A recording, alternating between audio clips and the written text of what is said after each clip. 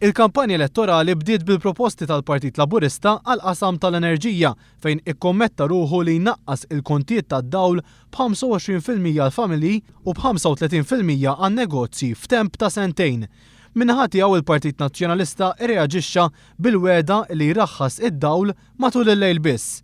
Fl-istess ħin qal li pajjiżna ser jibqa' juża heavy fuel oil sakemm ikun lest il-proġett tal-pipeline tal-gass ma' Sqallija fl-2018. Kelliema differenti nazzjonalisti taw l-impressjoni li parti kbira tal-ispiża fuq dan il-proġett tal-pipeline li tlaħħaq is-700 miljun euro ser tiġi mill-Unjoni Ewropea. Madankollu fit-tmiem il-ġimgħa li għaddiet sar magħruf li l-Unjoni Ewropea allokat 60 miljun euro biss mit-total ta' 700,000 euro għal dan il-proġett, qrib l-10% tal-ispiża sħiħa.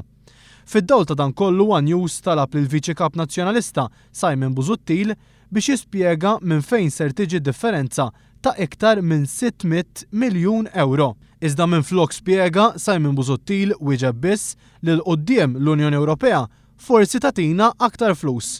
Iva, sissa 63 miljun euro huma ammont indikattiv, nirrepeti, indikattiv għal proġett ta' gas pipeline illi il-Partit Nazzjonalista qiegħed jimpenja illi iwettaq jekk jirbaħ il-fiduċja tal-poplu Malti fid-9 ta' Marzu.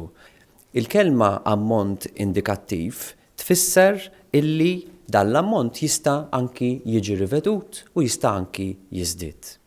U minkejja li l-proġett tal-pipeline huwa l-fus tal-politika tal-Partit Nazzjonalista fil-qasam tal-enerġija, 4 ġimgħat biss qabel elezzjoni ġenerali, Simon Busuttil sostna li dan mhux iż-żmien li jispjega kif ser isir il-proġett. Dan mhuwiex il-mument meta wieħed jgħid b'finalità l-ammont ta' kemm ser ikun dan il-proġett u min ser joħroġ dan l-ammont. Jekkux l-Unjoni Ewropea, jekkux l-Istat Malti, jekkux il-privat. Għaliex dawn huma affarijiet illi għadhom iridu jiġu diskussi fuq il-medda tal-mandat.